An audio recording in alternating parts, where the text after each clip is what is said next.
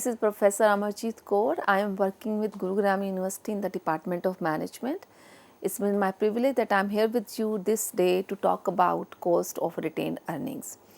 So friends, this is in the series we started about the cost of capital. In that regard, we have already discussed about cost of debt, cost of equity, cost of preference share. And today's agenda is to talk about cost of retained earnings. So, if we just recall about the decisions we have in financial management, there are three important decisions financial management takes. One is investing, second is financing, and third is dividend decision. And risk and return and time value money helps us in deciding all these decisions. So, the first decision which is pertaining to investment, that is acquiring assets, be it projects, be it modifying the assets. So, that is that pertains to the asset side of the balance sheet. The second decision which we are actually discussing nowadays is pertaining to financing. That is, if we decide that to invest here or there or in X product or plant, then we have to think about funding of that project, that proposal. So, that is what we call as financing decision. So, company may have so many sources of financing. In this regard, debt could be one source, preference share could be another source, equity is another source. And we have already discussed about calculating the cost of debt, equity and preference share in the previous sessions. Today I am going to talk about the last specific source, which is retained earning and its related cost. So, what is the cost of retained earning? That is what is going to be discussed, right. So, we have already learned about KD, cost of debt, cost of equity, cost of preference and cost of retained earning is the fourth major source, which is the agenda for today. So, friends, first of all, the question comes in, what are retained earnings? So, these are the funds which are accumulated over years of a company by keeping a part of funds generated without distribution. So, some argue that retained earnings are cost free funds which is available with the company on which no return is payable, but others argue no, it has the cost. If I further talk about the retained earnings formula, which actually how to calculate retained earning, not the cost of retained earning, this is basically cumulative net earnings a company keeps after paying dividend. So, which represents undistributed profits of a company. So, ending retained earning for a company is always equal to beginning retained earning plus any net income or loss. If it is a loss, then it is going to be subtracted, less whatever has been paid as dividend in the current year. So, beginning retained earning plus the income of the current year less whatever has been paid. So, that is a retained earning in total, right. For the current year, like retained earnings are profits which are income, which is income less the dividend paid. So, and that is accumulated, that is added in the beginning balance of the retained earning, whatever we are carrying from the previous years. Because in any balance sheet you will see retained earnings is a very big figure, and there are companies which end up accumulating such a huge amount in the pretext of investing somewhere, and they are known for distributing such a huge amount of retained earning in a particular year because they lost the opportunity to invest, or they could not, because of some legal issues they could not invest, but in whatever they were intending to invest in, and they were accumulating. So, we have so many such examples. Microsoft is one of them. Almost a decade back, they distributed a huge amount of retained earnings as dividend, and in that year the tourism industry in Seattle really went into surge. It really went up in the sky.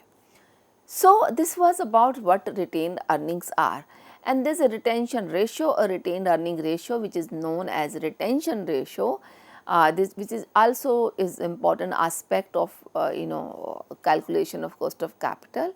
This is the percentage of profits which are kept after distributing the profits. So this is the percentage of profit. So 1 minus DP ratio. If profits are 100, that is equivalent to 1 less DP ratio. If 40% are paid, if it means 40 rupees out of 100 are paid. So 1 minus 40%, DP ratio becomes 40 by 100 means 40%. So it means retention becomes 60%. So that is what we call as retention ratio.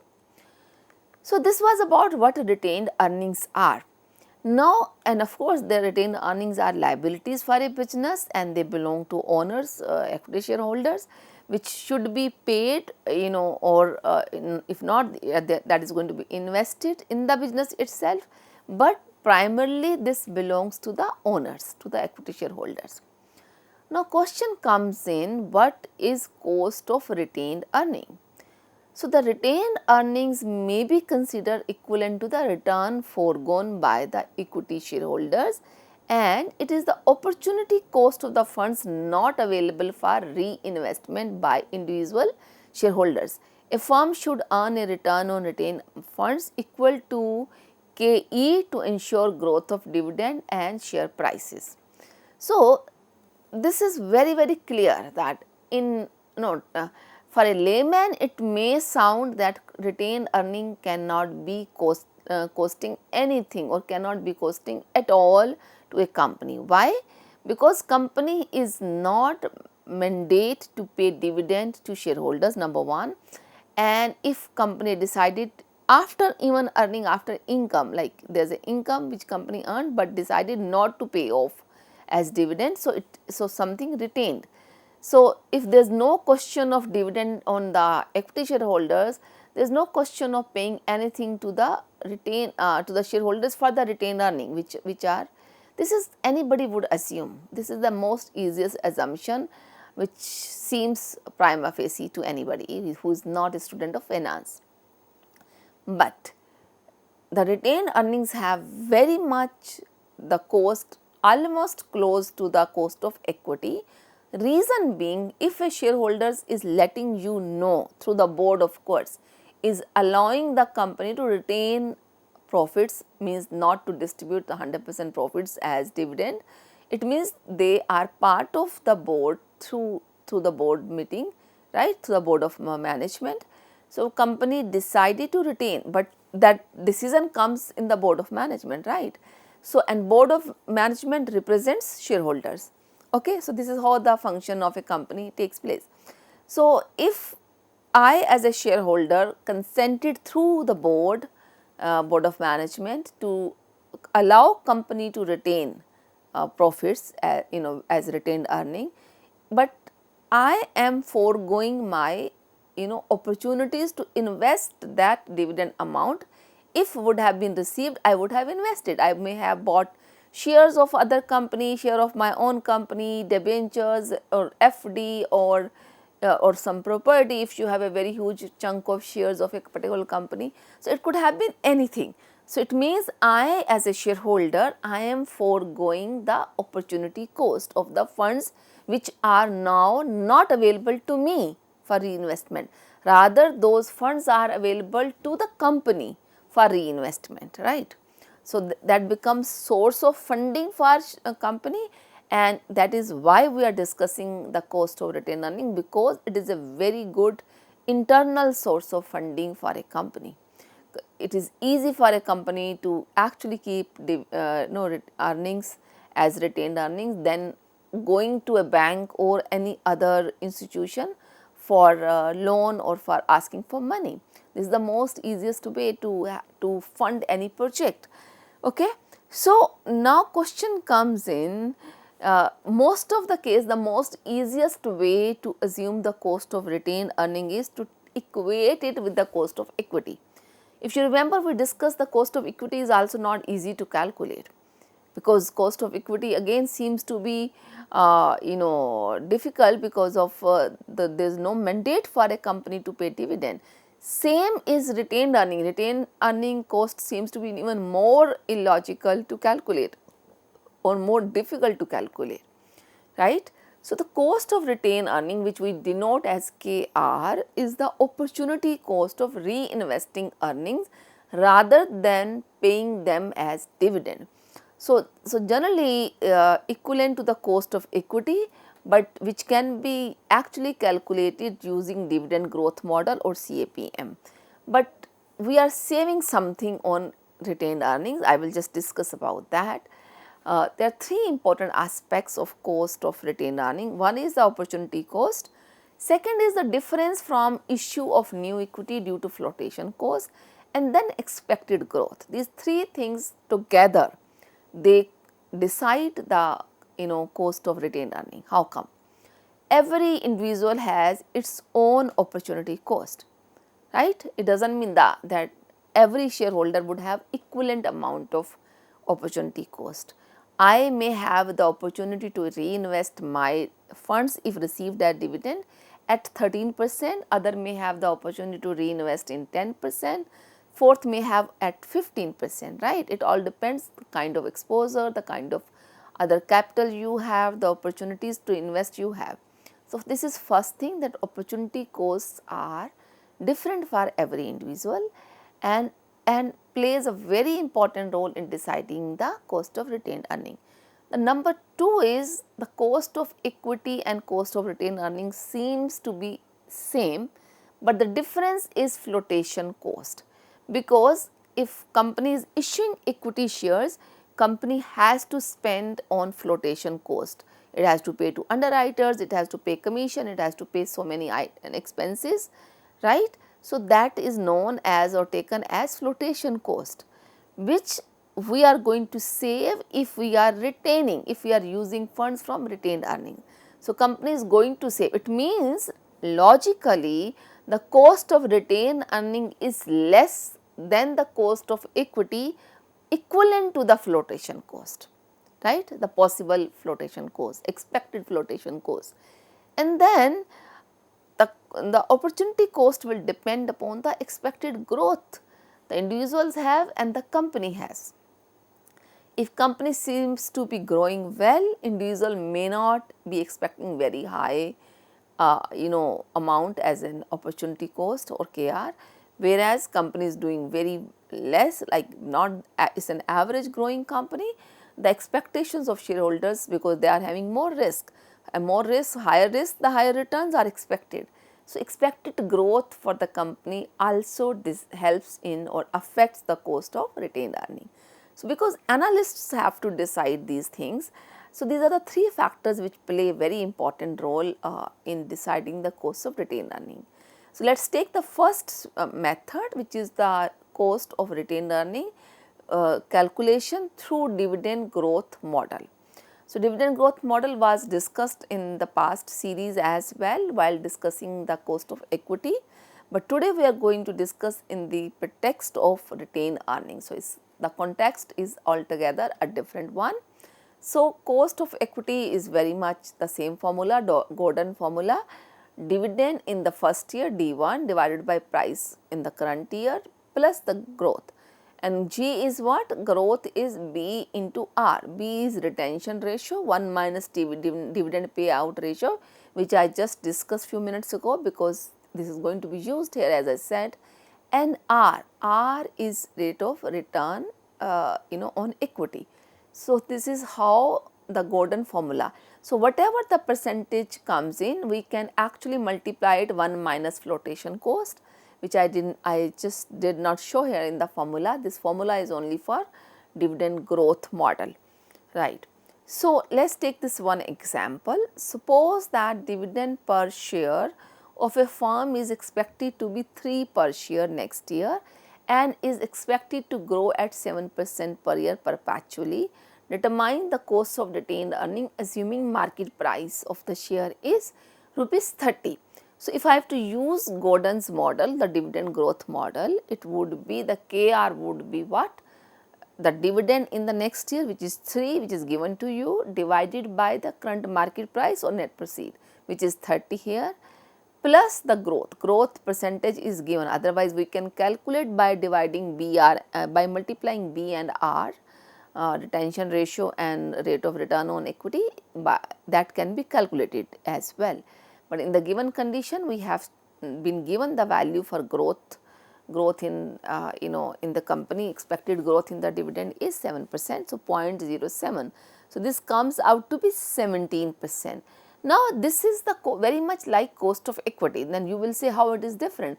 Now this percentage will be reduced by the percentage of flotation cost. Let us say if the flotation cost for this company is 2%. So my cost of retained earning becomes 15%. So answer is not 17%, answer becomes 15%. If the flotation cost is 3%, it becomes 14%. If it is 1%, it becomes 16%.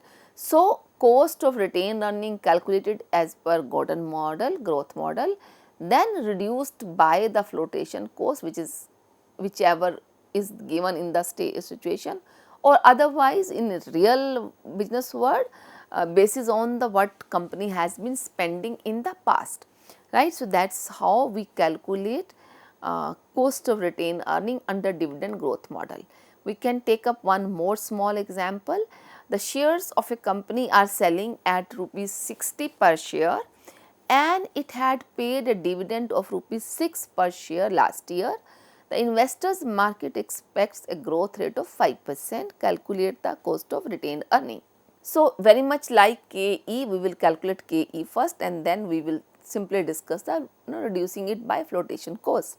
So the previous year, this dividend is 6.30. How come? Because there is a growth expected of 5% per year.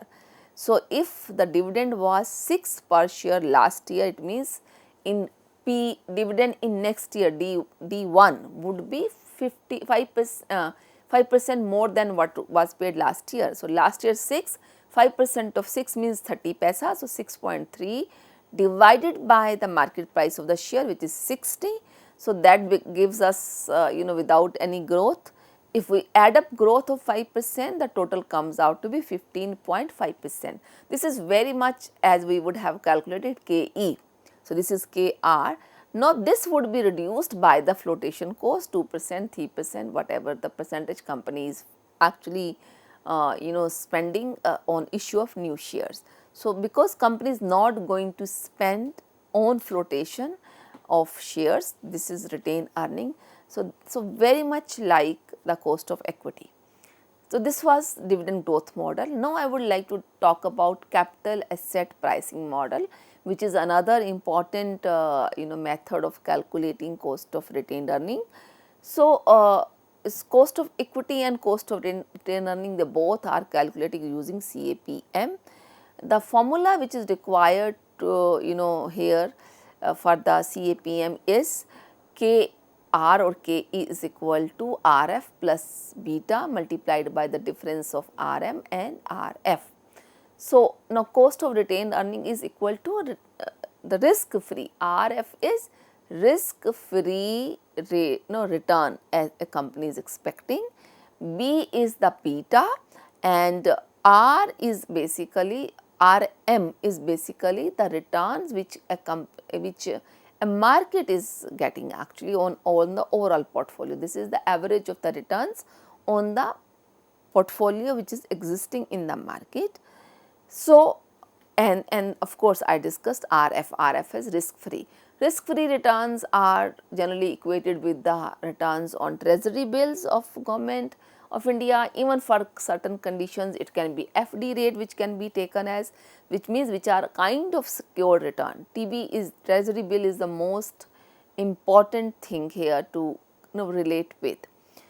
Important factor in CAPM is risk and there are two type of risks which we have in calculation of KR or KE or any security in using capital asset pricing model. So risk is systematic and non-systematic. So relevant risk is the systematic one which is actually unavoidable, because the non-systematic risk is considered as irrelevant because that can be avoided by making a right choice. But systematic risk is something which cannot be avoided and a shareholder has to bear it, and because it is not avoidable or unavoidable, that is why our shareholder would expect certain premium for this risk, which is the systematic risk, right. So, that RM minus RF, which I just showed you few minutes ago, is basically representing the excess return any investor is expecting over over the risk free return because of the as a premium over systematic risk. So, security price actually are risk free return plus the premium for the risk company a shareholder is taking. So, which is RM, the return on market portfolio, minus RF, risk free return. The difference of these two is your excess return, which is actually premium for the risk anybody is taking. And CAPM is based on the assumption that there is an efficiency in the market and investors preferences are because they are risk averse. So, they would prefer a more secured returns than the less secured returns. So, this is what the CAPM is. This is a very important model, till date it is accepted worldwide. So, now we will take up a small question to understand that how to calculate cost of retained earning using CAPM, and then we will talk about the effect of flotation cost on that.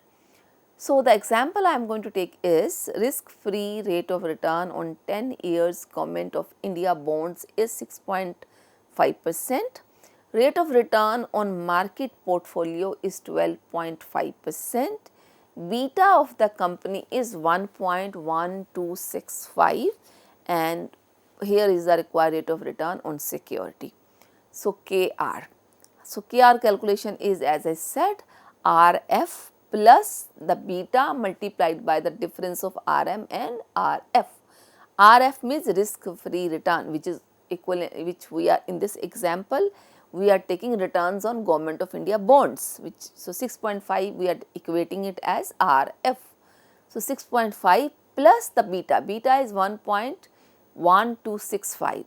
So, beta actually it actually measures, it is working, it works as indice, right, indice to measure the movement of any security of a company vis-a-vis the market return, right. So, if market is, for example, going positive, and how is your particular investment, your security is responding to that movement. So, if market is going positive and it is up by 1.5%, but your security is going negative, it means there is an inverse relationship of your security and the market's security. But if it is one beta means your security is responding very much like the average market return, means it is moving as per the market movement. Your security is sensitive exactly to the same extent the movement is in the market returns. But if it is negative, means the market is going positive, but your security behaves negatively. If it is positive, for in this example we have 1.265, means if market is going up by 1%, your security is going up by 1.1265, means your security is responding even better than the market returns are. So, that is what the beta is. Beta is indice and multiplied by the difference of RM, which is 12.5 and 6.5. So, overall it's come, if we calculate, this is coming out to be 13.259%. So, this is not KR exactly, though in books, in exams we can take it, but in reality this KR would further be reduced with the flotation cost, expected flotation cost, because company is not going to spend on the flotation, and KR is slightly lower than cost of equity. So, this is how we calculate KR for anyone using 2 CAPM, and the another formula which we discuss is Gordon's formula. But in general it is important to understand that KR also the cost of return, I mean the retained earnings do have the cost. It's not that the retained earnings prima facie they seems to be not having cost, but this is equivalent. It means if they are almost close to equity, it means they are expensive one. It means they are certainly cost of retained earning is more than the cost of debenture for sure. It can be even slightly higher than cost of preference. So, it is a expensive source of funding, but nevertheless it is an easy source because company does not have to float any issue in the market. Company does not have to go to a bank or a funding agency for expecting for funds. It is an easy source of funding, of course. So friends, this is all for the day. I hope you were able to understand what is cost of retained earning. We will be learning about overall cost of capital, because we have already discussed about all the specific sources of funds so far by this topic now, and in future we shall be talking about what is the overall cost of capital. With this, time to sign off. Thank you very much.